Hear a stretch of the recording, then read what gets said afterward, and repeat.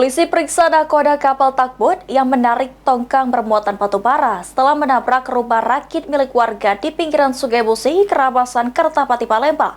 Polisi menaikkan statusnya dari penyelidikan ke penyidikan. Bagus, kena ini, apa?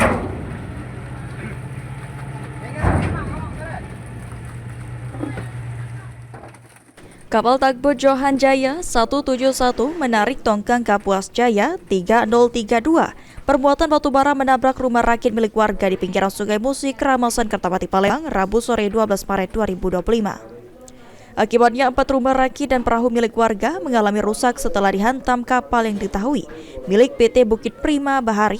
Dari penyelidikan polisi, 4 kepala keluarga terdampak dari insiden ini. Kapolrestabes Palembang Kombes Pol Haryo Sugiartono menyebutkan, penyebabnya diduga nakoda kapal lalai dalam menggerakkan kapal saat memutar arah dari Musi 2 hendak ke arah Jembatan Ampera. Nakoda kapal juga dinilai tidak memperhatikan kondisi alam saat memutar kapalnya. Kini, kepolisian telah menaikkan statusnya dari penyelidikan ke tahap penyidikan dengan memeriksa nakoda kapal untuk mencari siapa yang harus bertanggung jawab atas peristiwa tersebut.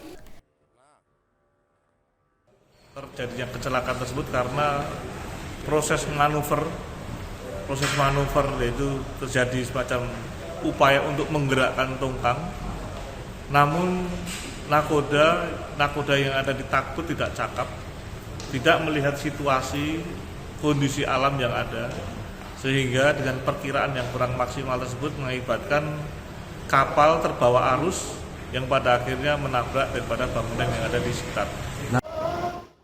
Hingga kini kepolisian masih melakukan pemeriksaan secara maraton terhadap nakoda kapal tersebut. Akibat dari peristiwa ini, warga mengalami kerugian yang diperkirakan mencapai 400 juta rupiah. Mulyadi, PAL TV.